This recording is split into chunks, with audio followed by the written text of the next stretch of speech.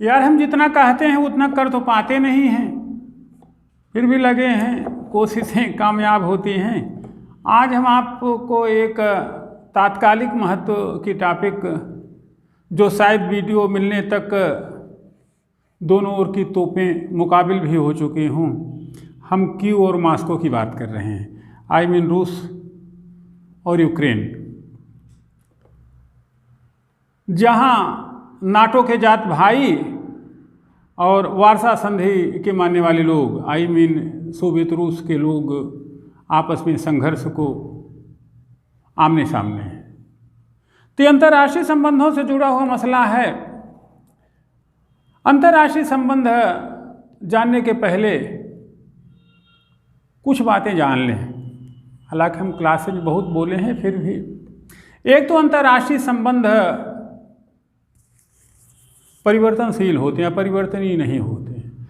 अपरिवर्तनीयता विदेश नीति का सच नहीं है, वो विदेश नीति को मृत बना देती है। और आसन्न संदर्भों की अगर हम बात करेंगे तो जितना जितना पश्चिम वाले रूस को अलग थलग करने की कोशिश करेंगे, बीजिंग और मॉस्को एक साथ होंगे, उनकी नज़दीकी बढ़ेगी।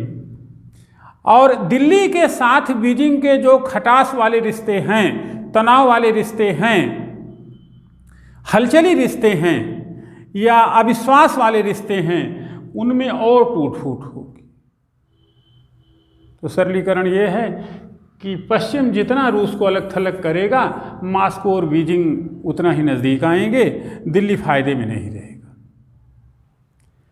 एक बात और, इन सारे संबंधों में निर्धारक मुद्दे दो शक्तियां हैं, यूएसए और सोवियत रूस। तो अमेरिका की एक नीति है विदेशी और निहायत वाहियात और गंदी, वो है किसी की फटे में टांग अड़ाना। इनसे कोई पूछे रहते तो आप यहाँ पे हो, यहाँ क्यों चले आते हो, what is the need. But इनकी पॉलिसी यही है कि अपना फ़ायदा लो, दूसरा कितना घाटे में जा रहा है इससे इनका कुछ लेना देना नहीं। वस्तुतः माने हुए अपहरण करता है, वस्तुतः इनकी सोच ही गलत है, गंदी है। ये विश्व में पूरा दरोगागिरी तो करना चाहते हैं, लेकिन दरोगा कहते किसी इसका अर्थ नहीं समझते हैं। बहरहाल लीव इट फॉर बेटर हो। तो ये चीज़ें पहली बात। दूसरी बात, एक बात और है, राजनय में संवादहीनता, यानी कि विदेश नीति में अगर संवेदहीनता हो गई, दो देशों के बीच संवादहीनता हो गई, चाहे पड़ोस का हो चाहे कोई और, तो ये सबसे बुरी बात होती है। हमारी वीडियो और सिस्टम, आप अपराटस उपकरण की सीमा आप जान रहे हैं, इस नाते हमने इसी में सब कुछ लिख दिया है। कोशिश करके पढ़िएगा, मेहनत करके पढ़िएगा। सिविल सेवा टिकी हुई है मेहनत पर। हम यूट्यूबर नहीं हैं, हम आपको ज्ञान देने के लिए पढ़ाते हैं। हम आईएएस की परीक्षा पास करें, प्रीमियर इंटरव्यू के पैटर्न पढ़ पाते, ये टॉपिक भी उसी नज़रिए से देखिएगा। तो इसी में हम सब थोड़ा मेहनत करके खोजिएगा, जितनी मेहनत करके हमने बनाया है। रात हमने फिगर बनाया है, फिर सुबह अपडेट किया है। ये तो first point, second point and third point, fourth point. एक बात और इम्पॉर्टेंट, कहते हैं यदि आप अपने गांव की समस्या का समाधान या मोहल्ले की समस्या का समाधान कर लेते हैं तो विश्व की समस्या का भी समाधान कर लेंगे।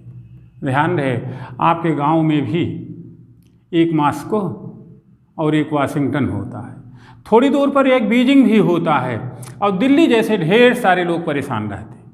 इनकी नीति और नीयत ही ऐसी रहती। तो आप कितने समर्थ हैं इन समस्याओं को सुलझाने में, सलटाने में, निराकरण में। तो अगर आप गांव के लेवल पे से सलटा लेते हैं तो वैश्विक मामले भी सुलझाना, शायद देश के पास ऐसा कोई नेता न हुआ हो विश्व के पास जो गांव की समस्याएं सुलझाने में सहायक हुआ हो। इस नाते विश्व की समस्या भी नहीं सुलझी, वो वैसे है चल रही, कहीं नाटो सीटो सांटो मांटो चले। तो ये 5 दिल्ली जैसे लोग परेशान हैं। बीजिंग की साम्राज्यवादी नीति है, अमेरिका फटे में टांग अड़ाती है, और इस समय पुतिन भी अपनी पूर्ववर्ती शाख को प्राप्त करने के लिए, साम्यवाद के प्रसार के लिए एड़ी चोटी का पसीना एक किए हुए हैं और यह छिपाते भी नहीं, पूरे जोशो खरोश के साथ कहते हैं। सोवियत संघ का विघटन पिछली शताब्दी की सबसे बड़ी त्रासदी रही है और हम चाहेंगे कि हमारे राज्य वापस आएं। अब बाकी समझने की बात है, वापस आएंगे तो कैसे आएंगे। तो यह बीजिंग, मॉस्को, वाशिंगटन से उपजी हुई समस्या है, जहां दिल्ली जैसे लोगों को परेशान रहना है। फ़िलहाल एज ए टीचर हम आपकी इन समस्याओं को अच्छे से समझाने का प्रयत्न करेंगे जिससे आप सिविल सेवा परीक्षा पास करें। तो हमारे पढ़ाने की एक रीति रहती है। मूल टॉपिक आपका क्या? यूक्रेन संकट, अतीत, वर्तमान व भविष्य। भारत अपने आप को कैसे जोड़े और कैसे जुड़ रहा है। इन संदर्भों की समेकित व्याख्या के लिए पहले हम पूर्व पीठिका की चर्चा करेंगे। क्या है बेसिक, क्या है पृष्ठभूमि, इसके बाद इनमें जो शब्दावलियाँ आएंगी उनकी चर्चा करेंगे बीच बीच में। इसके बाद हम बताएंगे कि वर्तमान में चर्चा का विषय क्यों है, संघर्ष का कारण क्या है। अगला टॉपिक हमारा होगा कि रूस क्या चाहता है, फिर यूक्रेन क्या चाहता है। अगली टॉपिक हमारी होगी, फिर हम देखेंगे कि अमेरिका और पश्चिमी देश यहाँ पे कहाँ से जुड़ते हैं। आगे हम भारत के रहस्य, रंग, रोमांच की चर्चा करेंगे, भारत के गुणाभाग और जोड़ घटाव की चर्चा करेंगे, भारत को करना क्या चाहिए, ये बातें हम डिस्कस करेंगे, निष्कर्ष निकालेंगे, फिर भविष्य की राह तय करेंगे और सबके बाद प्री मेन इंटरव्यू और एसे के क्वेश्चन तलाशेंगे जिनका आंसर कराएंगे। तो ये हमारी पढ़ने पढ़ाने की रीति होगी। आए हम यूक्रेन की पृष्ठभूमि की चर्चा करते हैं। तो पहले आप ये समझ लें कि यूक्रेन जैसे भारत पाकिस्तान द्विराष्ट्रवाद के सिद्धांत के जन्मे हुए दो जात भाई हैं, वैसे पूर्व में यूक्रेन भी सोवियत गणराज्य का, सोवियत संघ का एक मजबूत हिस्सा था, मजबूत राष्ट्र था, स्वतंत्र राष्ट्र था, लेकिन सोवियत रूस का हिस्सा था। वो हिस्सा अलग हो गया तो अलगाव के बाद पड़ोसी हो जाएगा, पड़ोसी के बाद तो फिर द्वंद्व शुरू ही होने हैं। तो यह यूक्रेन का फिलहाल संक्षिप्त परिचय है। और जहाँ तक द्वंद्वों की शुरुआत की बात है तो सुधीजन कहते हैं कि पहली द्वंद्व, पहला तकरार, पहला झगड़ा पड़ोसी से होता है। यह अब उनसे होता है जिनसे अपनापन होता है। तो यूक्रेन तो जैसे भारत और पाकिस्तान, वैसे रूस और यूक्रेन है। आपको पता होगा कि द्विराष्ट्रवाद के सिद्धांत पर जन्मा पाकिस्तान भारत के साथ साझी संस्कृति, साझी जनसांख्यिकी, साझा चाल चरित्र, साझी संस्कृति साझी करता है। तो स्वाभाविक सी बात है, कहीं पे मनभेद और मतभेद होगा, भाईचारे का संकट होगा। यह भी कम महत्वपूर्ण नहीं है कि लाहौर और अमृतसर एक जैसे लगते हैं। अगर इसी बात को कंटिन्यू करें तो रूस और यूक्रेन के संदर्भों में भी यही बात है। यूक्रेन भी कभी सोवियत संघ का हिस्सा था, उनकी साझी संस्कृति है, साझा पारिवारिक संबंध है, भाषा लगभग एक जैसी है। तो इन्हीं आपसदारी के केंद्र में उनके द्वंद्व भी छिपे हुए हैं। इसी कारण वे झगड़े में भी उलझे हुए हैं।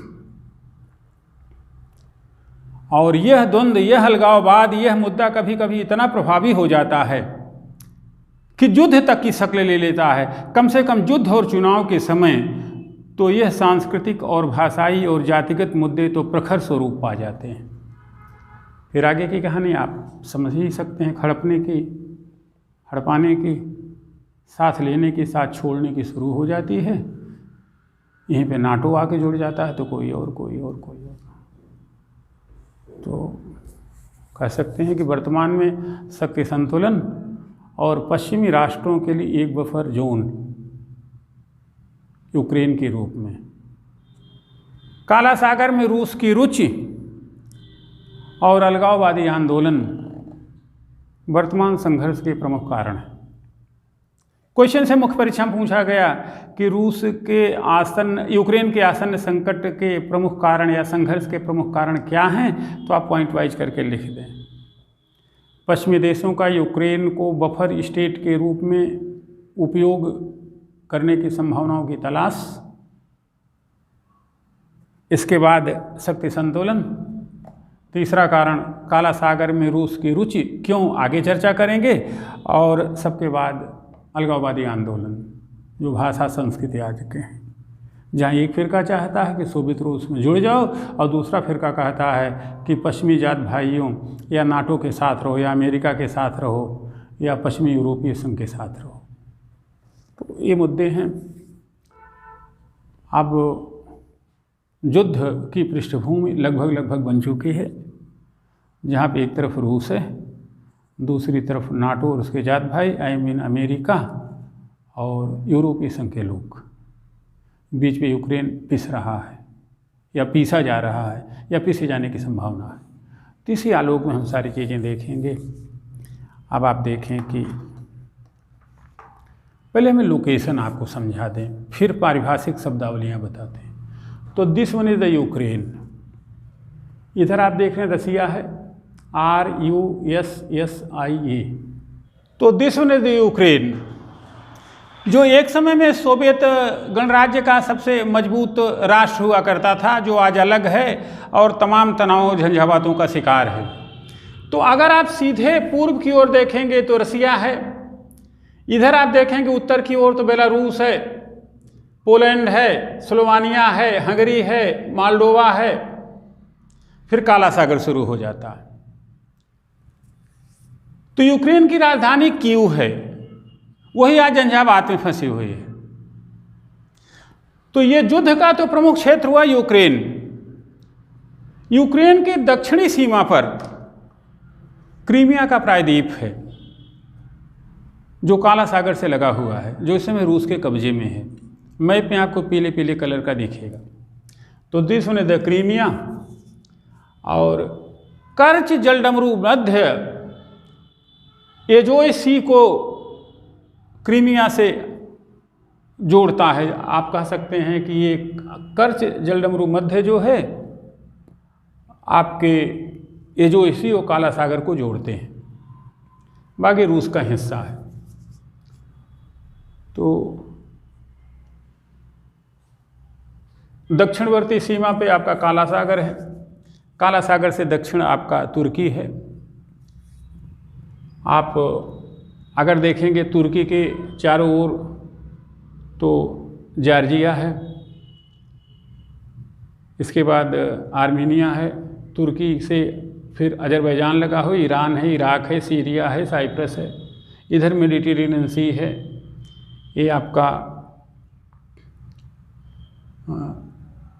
मरमरा सी है, फिर डार्डेनेल सी है, फिर एजोय सी है, ये आपका ग्रीस है, बुल्गारिया है, रोमानिया है, मालडोवा है, हंगरी है, स्लोवानिया है, पोलैंड है, लातविया है, एस्टोनिया है, सेंट पीटर्सबर्ग है, फिनलैंड है, बे ऑफ बोथनिया यानी बोथनिया की खाड़ी है, इधर आपका स्वीडन है, नॉर्वे है, ये आपका बाल्टिक नेशन है, ये आपकी जर्मनी है। तो अगर हम एक एक करके पारिभाषिक शब्दावली के रूप में लेते हैं, तो पहले हम आपको काला सागर बता देते हैं, जो वर्तमान में रूस की रुचि में है और युद्ध का एक प्रमुख कारण बना हुआ है कि काला सागर पे रूस अपना अधिकार चाहता है, ताकि यहाँ के संसाधनों का पूरा उपयोग कर पाए और परिवहनात्मक गतिविधियाँ या व्यापारिक गतिविधियों को अपना बढ़ा सके। तो जहाँ तक काला सागर की बात है, तो जो तुर्की है, तुर्की एशियाई भूखंड की सबसे पश्चिमी सीमा है, या यूँ कह सकते हैं कि तुर्की बेटलुकन से एशिया माइनर से प्रशांत महासागर तक एशिया फैला हुआ है। इसकी उत्तरी सीमा पर काला सागर है और दक्षिणी सीमा पर भूमध्य सागर है। तो काला सागर की अगर हम चर्चा करें खास तौर पर, ये आगे आपको चर्चा में लाभ देंगे। तो काला सागर के उत्तर में यूक्रेन है, दक्षिण में तुर्की है, और पूर्व में आपका रूस है, जॉर्जिया है, आर्मीनिया है, पश्चिम में आपका ग्रीस है, बुल्गारिया है, और इसके बाद आपका रोमानिया है। ये काला सागर की सीमाएं हुई। काला सागर सामान्य तौर पे आप कह सकते हैं कि पश्चिमी एशिया और पूर्वी यूरोप के बीच का हिस्सा है। ये यूरोप का पूर्वी हिस्सा है, ये यूरोप का पश्चिमी हिस्सा है, आपका अटलांटिक महासागर, इधर अमेरिका, यूएसए, कनाडा इत्यादि देश हैं। फिर से देख लें, काला सागर ये पूर्वी यूरोप है, ये पश्चिमी यूरोप है। तो पूर्वी यूरोप और पश्चिम एशिया के बीच काला सागर का हिस्सा है, जो यूक्रेन के दक्षिणी सिरे पर है। अब इसके उत्तरी छोर पर क्रीमिया प्रायद्वीप है, या क्रीमिया का क्षेत्र है, जहां पे क्रीमिया का युद्ध लड़ा गया। डिटेल में चर्चा करेंगे। तो काला सागर वस्तुतः पश्चिमी एशिया और पूर्वी यूरोप के बीच का हिस्सा है, जिसके उत्तर में क्रीमिया की पहाड़ी, पूर्व में काकेसस की पहाड़ी, और दक्षिण में पोंटिक पहाड़ी श्रृंखला है।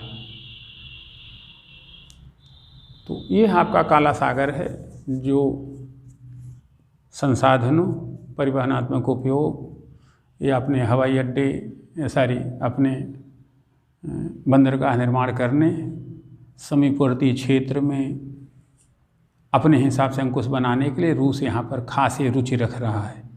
और इस रुचि का मतलब हुआ कि यूक्रेन पर तो सीधा प्रभाव है।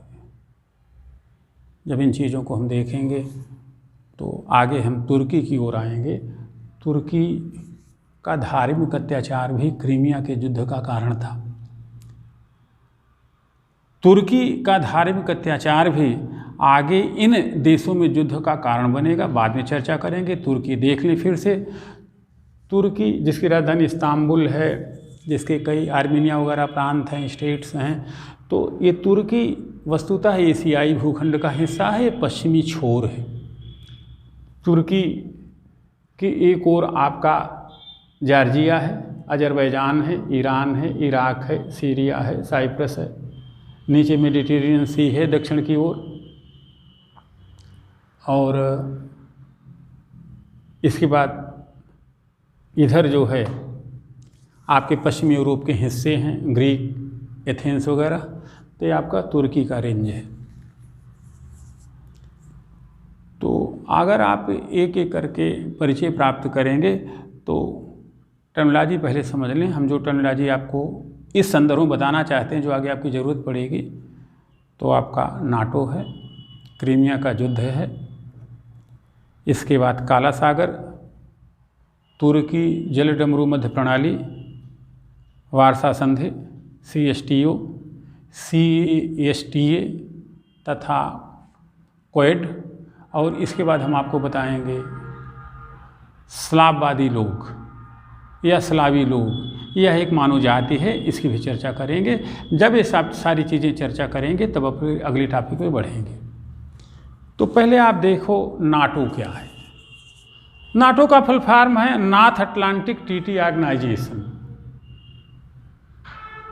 अटलांटिक सी ये एस शब्द का है नॉर्थ अटलांटिक ट्रीटी ऑर्गेनाइजेशन। वस्तुतः इस संगठन का निर्माण तब हुआ जब सोवियत रूस ने बर्लिन की नाकेबंदी कर ली।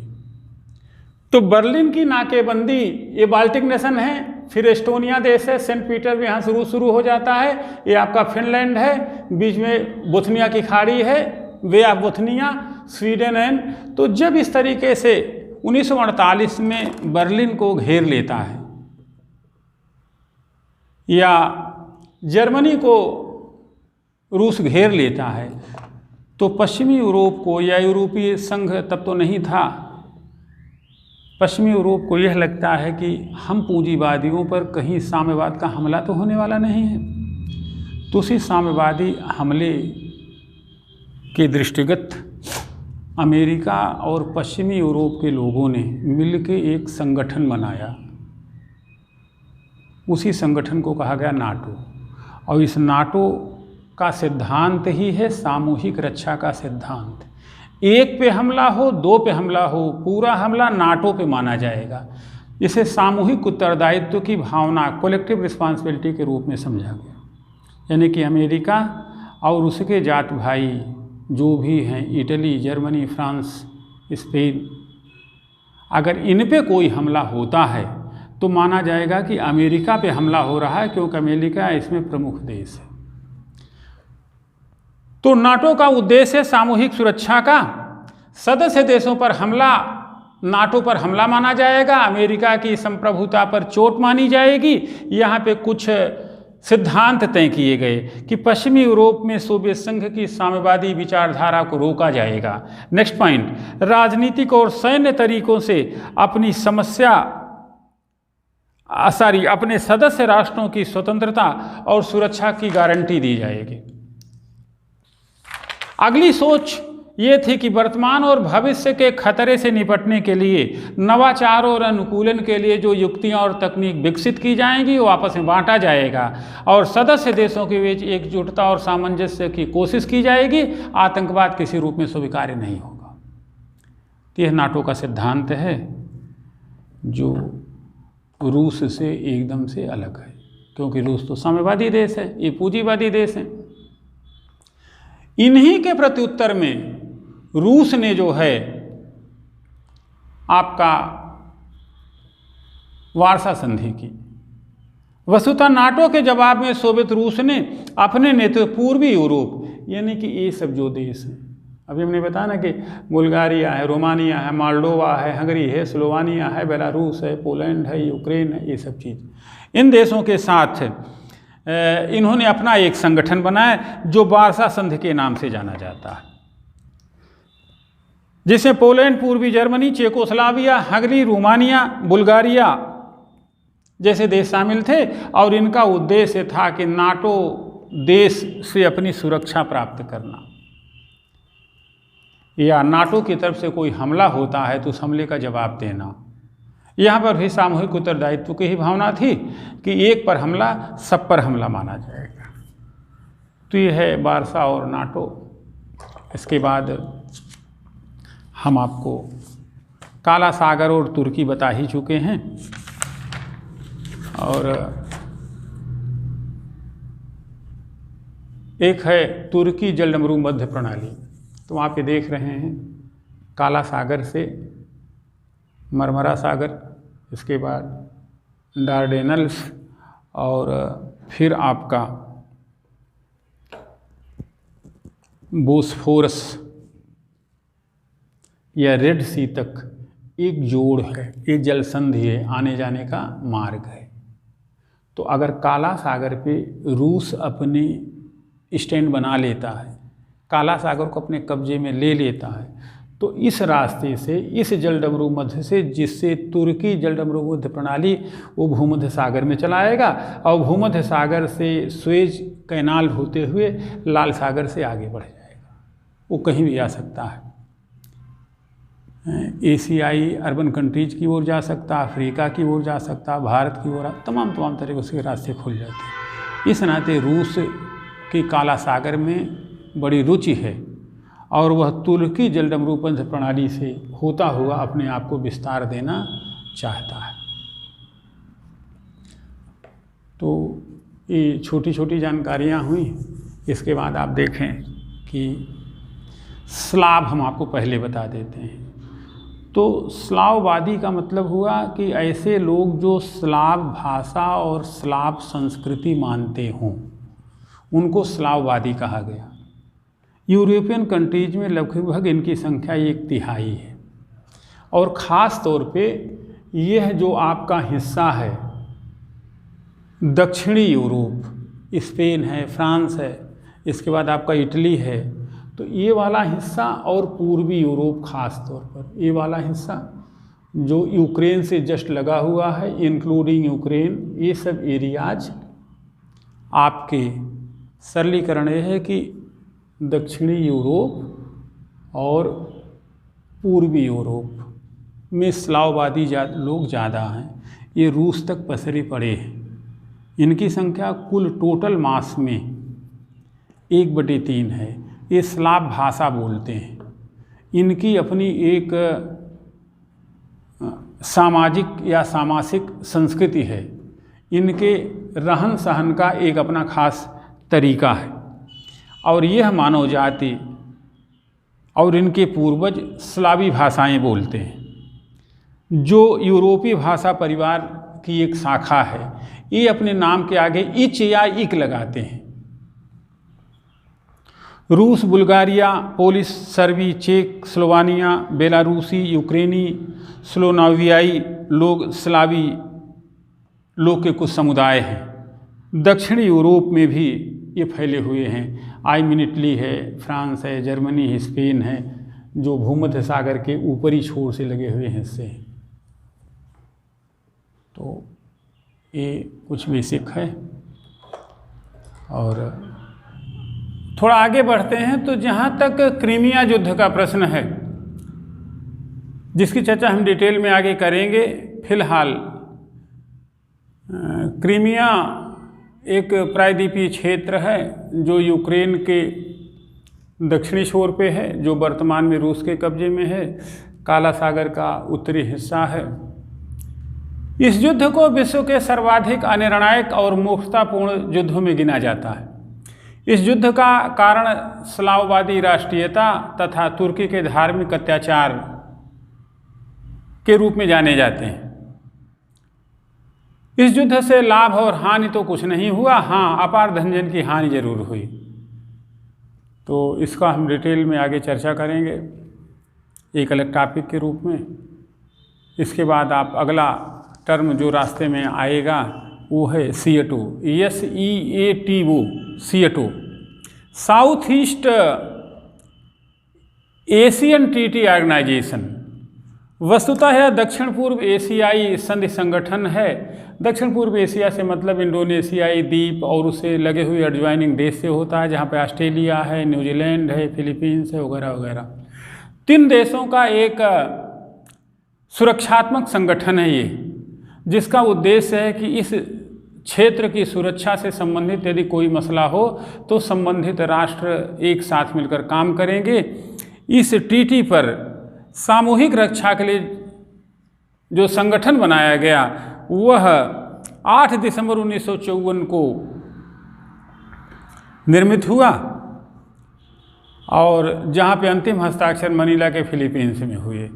जो देश इससे सम्मिलित थे वो आपके ऑस्ट्रेलिया, फ्रांस, न्यूजीलैंड, पाकिस्तान इत्यादि, इंक्लूडिंग फिलीपींस। इसका उद्देश्य था कि दक्षिण पूर्वी एशियाई क्षेत्र में साम्यवाद रूसी प्रसार को रोकना तथा पारस्परिक सहायता और स्वावलंबन की भावना पैदा करना।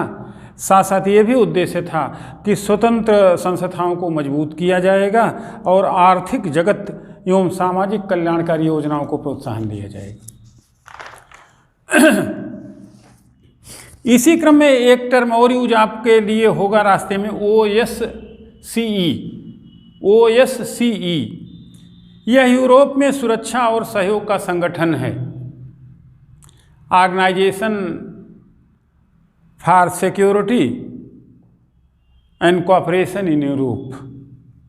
यह दुनिया के सबसे बड़े क्षेत्रीय सुरक्षा संगठनों में से एक है। यह यूरोपीय और यूरेशियन क्षेत्र में प्रारंभिक चेतावनी, संघर्ष की रोकथाम, संकट प्रबंधन और संघर्ष के बाद उपजी हुई स्थितियों के पुनर्वास के लिए काम करता है। एक अगला संगठन बीच में आएगा, एक अगला टर्म बीच में आएगा, CSTO। इसका फुल फॉर्म है Collective Security and Treaty Organization. यह सामूहिक सुरक्षा संधि संगठन भी एक तरीके का सैन्य संगठन है। इसमें कजाकिस्तान, किर्गिस्तान, आर्मीनिया, बेलारूस और तजाकिस्तान और रूस शामिल हैं। उज़्बेकिस्तान इस संधि संगठन से 2012 में अलग हो गया। इसे ताशकंद संधि के नाम से भी जाना जाता है। इसका उद्देश्य साइबर सुरक्षा, स्थिरता सहित शांति, अंतर्राष्ट्रीय और क्षेत्रीय सुरक्षा को मजबूत करना तथा स्वतंत्रता की सुरक्षा और सदस्य देशों की क्षेत्रीय अखंडता और संप्रभुता का सम्मान करना जाना गया है। एक और टर्म रास्ते में आपके यूज होगा CAATSE, Countering America's Adversaries Through Sanction Act. वस्तुतः यह अमेरिका द्वारा बनाए गए दंडात्मक अधिनियम है और यह अपने प्रतिद्वंदियों के लिए प्रभावी होगा, जो 2018 में बनाया गया। इसका उद्देश्य दंडनीय उपायों के माध्यम से ईरान हुआ, रूस हुआ और उत्तर कोरिया की आक्रामकता का सामना करना है। यानी कि अगर यहाँ से कोई आक्रामक गतिविधियाँ होंगी तो अमेरिका की तरफ से दंडात्मक कार्यवाही होगी। हालांकि विशेषज्ञ मानते हैं कि अधिनियम प्रारंभिक रूप से रूसी हितों जैसे कि तेल और गैस उद्योग, रक्षा क्षेत्र और वित्तीय संस्थानों पर प्रतिबंध लगाने के उद्देश्य से लाया गया है। एक और बीच में यूज होगा Quad, QUAD, Quadrilateral Security Dialogue. वस्तुतः चतुर्भुज संवाद योजना है जो नई निर्मित है, वर्तमान का आयोजन है, जिसमें भारत, अमेरिका, जापान और ऑस्ट्रेलिया के बीच एक औपचारिक रणनीतिक मंच बनाया गया है। वस्तुतः क्वाड का उद्देश्य है कि एशिया प्रशांत में या दक्षिण पूर्वी एशिया में या अन्य क्षेत्रों में जो उसकी साम्राज्यवादी गतिविधियां हैं उस पर रोक लगाना। वस्तुतः यह चीन के प्रति एक रक्षात्मक संगठन है। आगे रास्ते में यूज होंगे मिन्स्क के कुछ समझौते। मिन्स्क वस्तुतः एक स्थान है जो बेलारूस की राजधानी है। यहाँ पे 2 समझौते हुए यूक्रेन और रूसी समर्थित अलगाववादियों के बीच। तो यूक्रेन और रूसी समर्थित अलगाववादियों के बीच जो पहला समझौता हुआ उसे मिन्स्क प्रथम के नाम से जाना जाता है।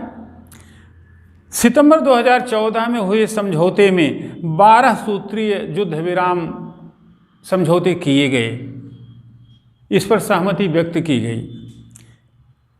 इसके प्रावधानों में कैदियों का आदान प्रदान, मानवीय सहायता की डिलीवरी और भारी हथियारों की वापसी शामिल थी। अलग बात है कि दोनों देशों द्वारा समझौते का उल्लंघन किए जाने से मिन्स्क एक समझौता टूट गया। नेक्स्ट अबाउट आपका मिन्स्क 2 समझौता है। यह यूक्रेन के डोनबास क्षेत्र में चल रहे युद्ध को हल करने के लिए वर्ष 2015 में फ्रांस और जर्मनी की मध्यस्थता से लाया गया समझौता है, जिसे मिन्स्क 2 समझौता कहा जाता है। इसे विद्रोही क्षेत्रों में लड़ाई को समाप्त करने और सीमा को यूक्रेन के राष्ट्रीय सैनिकों को सौंपने के लिए डिजाइन किया गया था। यानी कि जो यूक्रेन का सीमाई क्षेत्र है वो यूक्रेन को वापस कर दिया जाए। वर्तमान स्थिति यह है इस समझौते की कि रूस अमेरिका से आश्वासन मांग रहा है कि आप यूक्रेन को नाटो में शामिल न करें। अलग बात है कि अमेरिका ऐसा कोई आश्वासन नहीं दे रहा है, जिससे तमाम गतिरोध की स्थितियां उत्पन्न हो रही हैं। बाकी चीज़ें, तुर्की जलडमरू प्रणाली आप देख ही चुके हैं। रूस की काला सागर में रुचि है ही, ताकि अपने परिवहनात्मक गतिविधियों का, संचार गतिविधियों का एक मार्ग वो हो। काला सागर, मरमरा सागर, डार्डेनेल्स की जल संधि और फिर एजियन सी से होता हुआ इधर बास्फोरस या रेड सागर होते हुए अन्य क्षेत्रों में अपनी पहुंच सुनिश्चित कर सके। तो ये कुछ बातें हैं यूक्रेन संकट के संदर्भ में प्राथमिक या बुनियादी बातें। इसके बाद हम चर्चा करेंगे कि वर्तमान में यह संदर्भ इतना चर्चित क्यों है, संघर्ष का कारण क्या है इत्यादि। फिर जैसे हम बताए हैं आगे मसलों का डिस्कशन होता रहेगा। अब हम चर्चा करेंगे कि वर्तमान में यूक्रेन संकट चर्चा का विषय क्यों है और संघर्ष के कारण क्या हैं, रूस और यूक्रेन चाहते क्या हैं, युद्ध होगा तो क्या होगा, इतनी बातें। तो पहले आप ये समझ लें कि यूक्रेन की स्थिति, जो कभी सोवियत संघ का सबसे मजबूत गणराज्य हुआ करता था, सोवियत रूस के बाद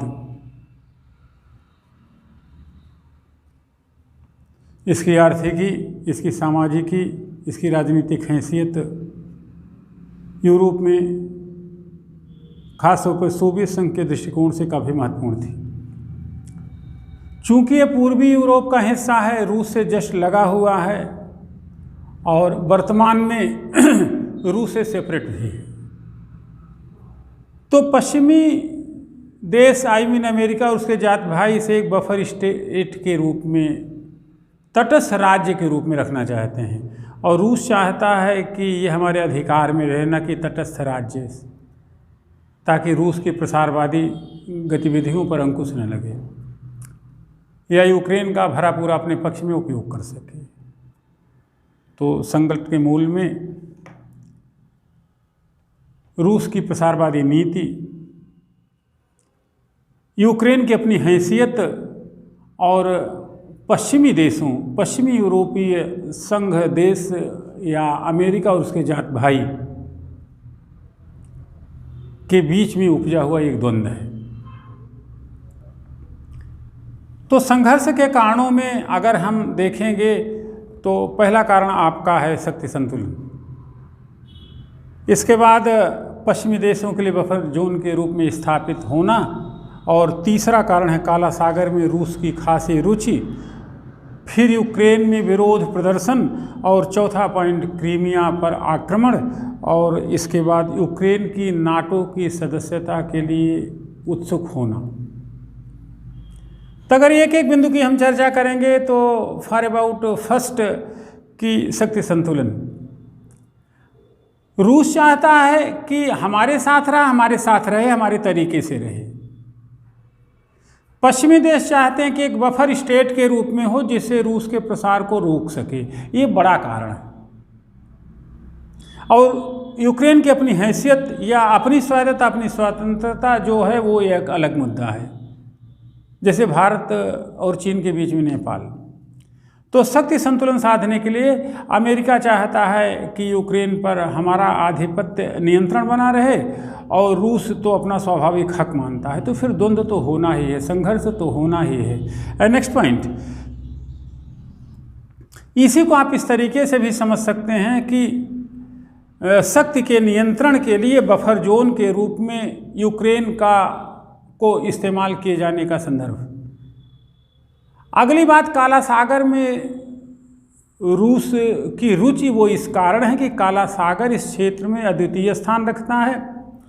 इस क्षेत्र में पहुंच बना करके तमाम सागरी संसाधनों, अड़ोस पड़ोस के देशों पे संबंध बनाया जा सकता, माल और ऊर्जा की पहुंच सुनिश्चित की जा सकती है, और एक नियंत्रणात्मक शक्ति प्राप्त की जा सकती है। और आगे अगर आप देखेंगे तो रूस से ही आगे बढ़ते हुए ये आपका जो है मार्मरा सागर है, डार्डेनेल्स की संधि है, और एजिक सी जो है यहाँ से होते भूमध्य सागर, फिर लाल सागर होते हुए आगे बढ़ने के प्रक्रम भी काला सागर से ही होकर के गुजरते हैं। इस नाते काला सागर में रूस की भारी रुचि है।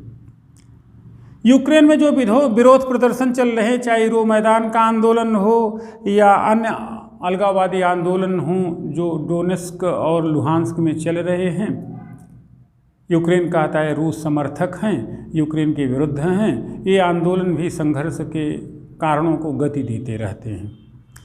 क्रीमिया जो कभी यूक्रेन का हिस्सा था, क्रीमिया प्रायद्वीप अब रूस द्वारा जब्त कर लिया गया है। तो इस चीज़ का कुलाहट तो यूक्रेन के मन में है ही कि हमारा तटवर्ती क्षेत्र रूस द्वारा अर्जित कर लिया गया है। ये यूरोपीय इतिहास में द्वितीय विश्व युद्ध के बाद प्रथम महत्वपूर्ण घटना थी। तो क्रीमिया पर रूस का आधिपत्य भी संघर्ष की पृष्ठभूमि निर्मित करता है। एंड फाइनली यूक्रेन की नाटो की सदस्यता। यूक्रेन अब अमेरिकी जात भाइयों के साथ रहना चाहता है, वो नाटो की सदस्यता अर्जित करना चाहता है, और रूस से अलग रहना चाहता है, अपनी स्वायत्तता और स्वतंत्रता चाहता है। जबकि रूस किसी भी प्रकार से यह नहीं चाहता है कि यूक्रेन नाटो का सदस्य बने। नाटो का सदस्य बनते ही यूक्रेन की स्थिति प्रमुख हो जाएगी, भारी हो जाएगी, गुरु हो जाएगी। वो शक्तिमत्ता से स्वयं की धन यूरोपीय नाटो संगठनों के द्वारा और ज़्यादा मजबूत हो जाएगी। इस नाते रूस चाहता है कि यह नाटो का सदस्य न बने, उसके लिए एक रेड लाइन भी घोषित की है। अगर वह नाटो की सदस्यता अर्जित करता है या अमेरिका और उसके जात भाई उसे अपनी ओर मिलाते हैं तो हम युद्ध शुरू कर देंगे। तो these are the few points जो ये स्थितियाँ पैदा करते हैं कि यूक्रेन पर रूस आक्रमण करे और पश्चिमी जात भाई यूक्रेन के पक्ष में खड़े हों। फाइनली फिर आप समझ लें, शक्ति संतुलन पश्चिमी देशों का यूक्रेन को बफर जोन के रूप में इस्तेमाल किया जाना, काला सागर में रूसी रुचि, यूक्रेन में विरोध प्रदर्शन, क्रीमिया पर आक्रमण या अपने कब्जे में लेना और सबके बाद यूक्रेन का नाटो की सदस्यता के लिए उत्सुक होना। तो ये बातें संघर्ष की स्थितियां निर्मित करती हैं और संघर्ष धीरे धीरे आगे की ओर बढ़ भी रहा है। तो अभी तो आप वीडियो के बीच में हैं, अभी इससे संबंधित एक वीडियो और डाला जाएगा, पार्ट 2 करके, हो सकता पार्ट 3 भी डालना पड़े। लेकिन आज की स्थिति ये है कि लुहांस्क और दोनेत्स्क को रूस ने स्वायत्त मान्यता दे दी है और अघोषित युद्ध की शुरुआत भी हो गई है। तो आज वीडियो बनाने के साथ ये आप जान लें, आज की न्यूज़ है। हालांकि इसे हम आगे डिटेल में करेंगे क्योंकि युद्ध इतना आसान नहीं है। घोषित करना या युद्ध करना ये अलग से मुद्दा का होगा अगली वीडियो में। अब सवाल ये है कि यह युद्ध जो होगा, इस युद्ध से यूक्रेन को कितना खतरा होने वाला है या ये भी तय होना है कि इससे रूस को फ़ायदा क्या होगा। तो जहाँ तक खतरे की बात है, अगर युद्ध हुआ तो निश्चित तौर पर यूक्रेन पर भारी संकट आएगा। यूक्रेन को रूस में मिलने के लिए विवश होना पड़ सकता है और नाटो संगठन की तरफ से युद्ध हो सकता है। स्थितियाँ काफ़ी भीषण हो सकती हैं। यूक्रेन की स्वयं की और नाटो देशों की सम्मिलित शक्ति जब मास्को के सामने होगी तो रूस के लिए युद्ध की कीमत तो बढ़ेगी ही, युद्ध लंबा खींचेगा, अपार धन जन की हानि होगी। ज़्यादा संभव कि यूक्रेन रूस के कब्जे में हो जाए, लेकिन स्थितियाँ बड़ी भयावह होंगी, खतरनाक होंगी, अपार जनधन की हानि होगी। इन परिस्थितियों के लिए विश्व समाज तैयार रहे और इसी अर्थ में विश्व समाज पर यूक्रेन के संकट के पड़ने वाले प्रभावों को भी देखा जाएगा, जहाँ पे आर्थिकी और संसाधन, ईंधन तेल वगैरह मुद्दे बड़े महत्वपूर्ण रहेंगे।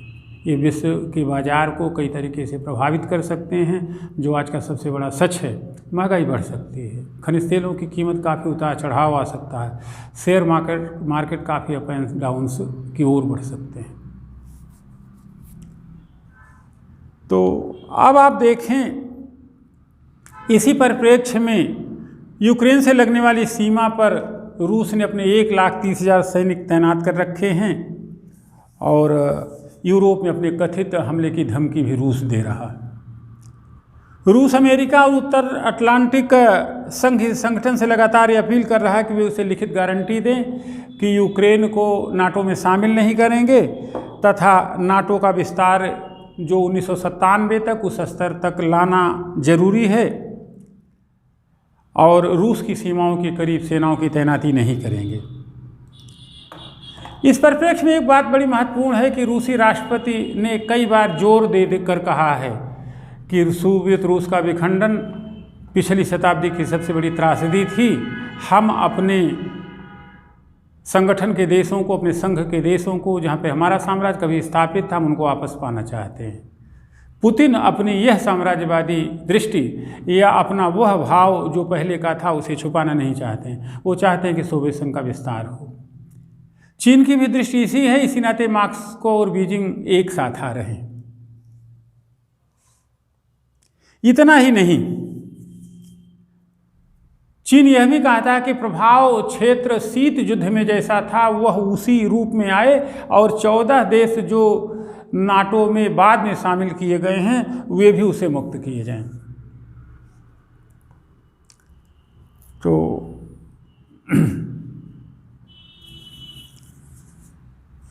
अगली बात इम्पॉर्टेंट होती, रूस क्या चाहता है। रूस चाहता है कि यूक्रेन नाटो और यूरोपीय संघ के सदस्य बनने की उत्सुकता छोड़ दे, जिद छोड़ दे। इसकी वजह यह है कि यूक्रेन रूस की भू राजनीतिक या भू रणनीतिक राजनीतिक महत्वाकांक्षाओं की बड़ी कड़ी है। यूक्रेन पश्चिमी देशों से यह भी सुरक्षा मांग रहा है कि 2008 के बुडापेस्ट सुरक्षा गारंटी वाले समझौते का उल्लंघन हो, जिसने जो है यूक्रेन के लिए नाटो की सदस्यता के यानी कि बुडापेस्ट सम्मेलन के द्वारा यह रास्ता खुला था कि यूक्रेन को नाटो की सदस्यता मिलेगी, अब उसे महत्व न दिया जाए। 2014 में रूस ने यूक्रेन के क्रीमिया, दोनेत्स्क और लुहांस्क के कुछ इलाकों पर कब्जा कर लिया था। उसके बाद से ही रूस आर्थिक, ऊर्जा, गलत सूचना, साइबर हमलों और चोट पहुंचाने वाली अन्य गतिविधियों और छद्म युद्ध के तरीके यूक्रेन को प्रभाव में लेना चाहता है और इस यूक्रेन पर इस तरीके का दबाव डाल रहा है कोई यूरोपीय संघ और नाटो से दूर रहे। लेकिन कम से कम अभी तक तो रूस अपने इस काम में नाकाम रहा है, यूक्रेन दबा नहीं है। दिसंबर 2021 में हुई एक रायशुमारी के आधार पर यूक्रेन के 59% लोग चाहते हैं कि वे यूक्रेन में रहें और 67.1 लोग कहते हैं कि यूक्रेन को रूसी संघ में शामिल हो जाना चाहिए।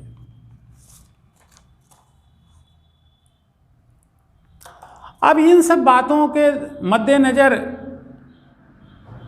मॉस्को और बीजिंग जो चाहते हैं, जो सोचते हैं, और अमेरिका की जो स्थिति है, कभी कभी हम बोला करते हैं कि भारत बढ़ नहीं रहा है बल्कि विश्व के देश नीचे आ रहे हैं।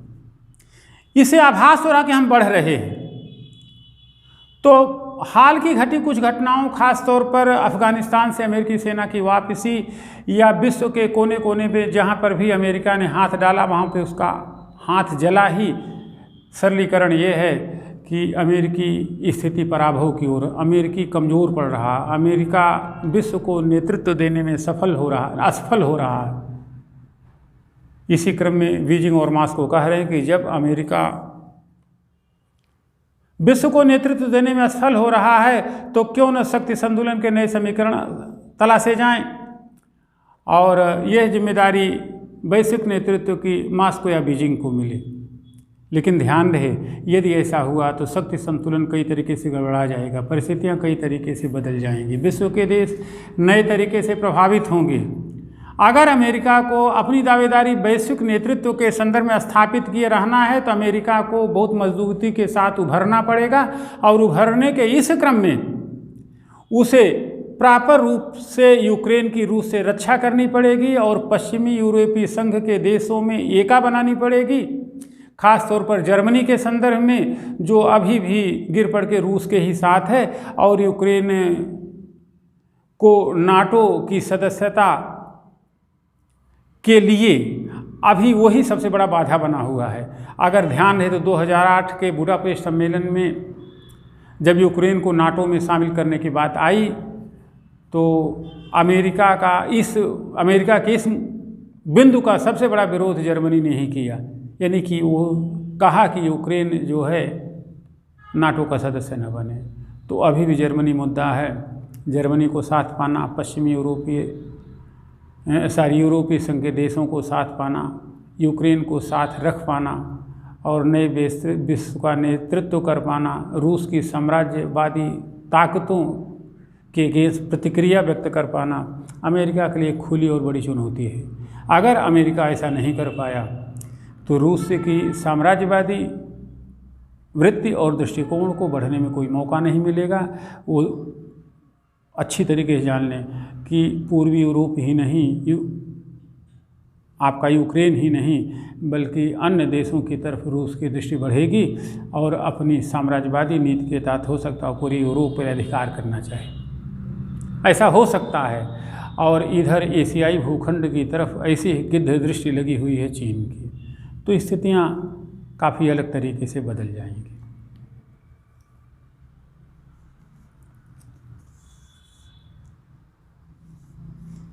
हालांकि पूर्वी यूरोप और बाल्टिक नेशन के कुछ देश रूस के विरोध में हैं, रूस के साम्राज्यवादी नीतियों के विरोध में हैं, लेकिन इससे रूस पर कोई खास प्रभाव पड़ता दिख नहीं रहा।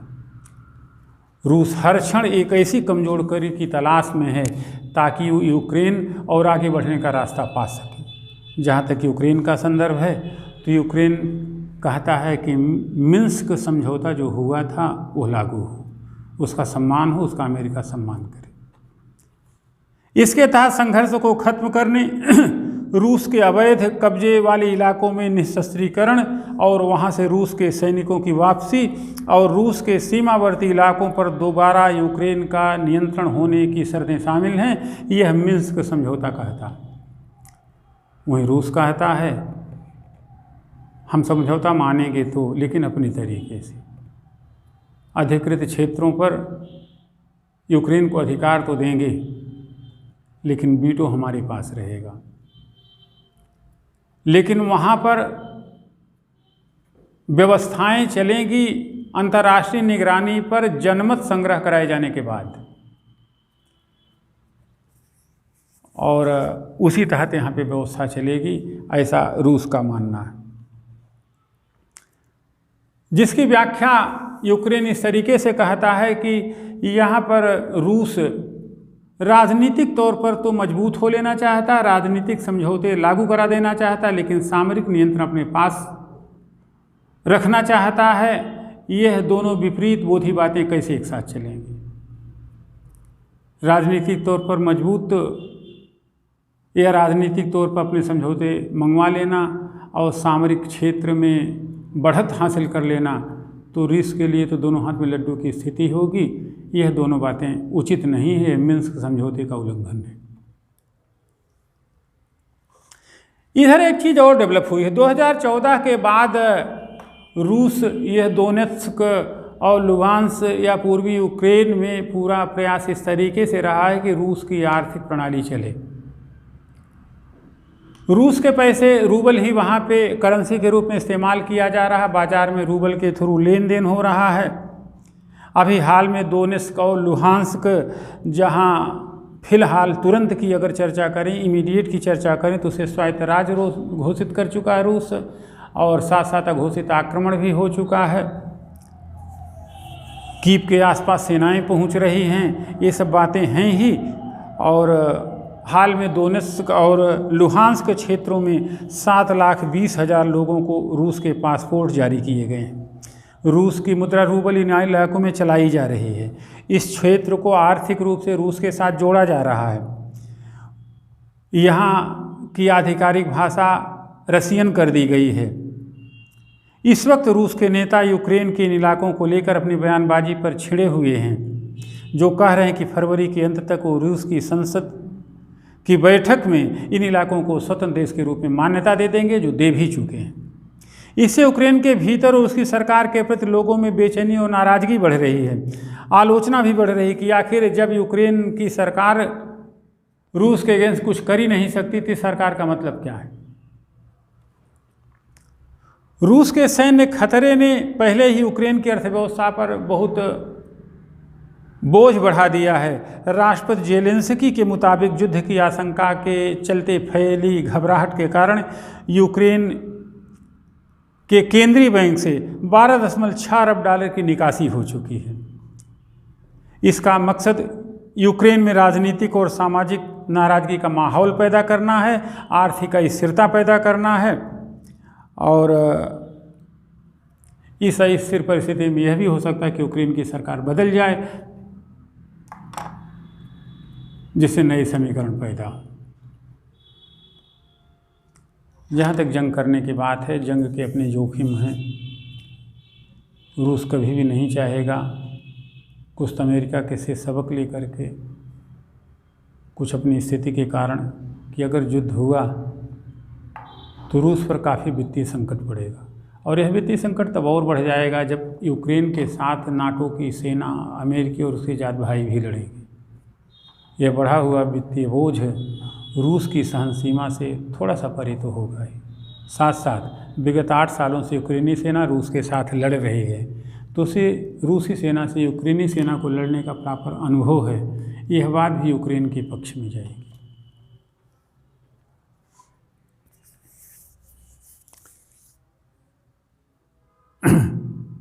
हालांकि अंततः रूस द्वारा ब्लैकमेल करने की मौजूदा कोशिश का मतलब ये है कि पश्चिमी देश रूस की तय की गई लक्ष्मण रेखा को पार न करें। अगर अमेरिकी अगुवाई वाले पश्चिमी देश इस इम्तहान में नाकाम रहते हैं तो रूस अपनी तबाही मचाने वाले अभियान को न सिर्फ यूक्रेन में रखेगा बल्कि आगे भी बढ़ा देगा, और यह उसकी विस्तारवादी नीति का एक हिस्सा होगा जिसमें बीजिंग उसके बरक्स बराबर का खड़ा हुआ है। इतनी बात हम पहले वीडियो में आपके सामने प्रस्तुत कर रहे हैं। हमारी अगली चर्चा होगी नेक्स्ट वीडियो में कि अमेरिका और पश्चिमी देश इसमें कैसे जुड़ते हैं, भारत के रहस्य रोमांच क्या हैं, अद्यतन स्थिति क्या है, युद्ध की प्रासंगिकता, घाटे नफ़े और हानि क्या होंगे, निष्कर्ष क्या निकाला जाए, भविष्य की राह क्या हो, फिर प्री मेन और इंटरव्यू के प्रश्न। हो सकता है ये 3 खंड में जाए या 2 खंड में जाए। फिलहाल अभी बस इतना ही। अनंत शुभकामनाएं। जल्दी फिर मिलते हैं नए वीडियो के साथ यूक्रेन संकट के वीडियो नंबर 2। धन्यवाद।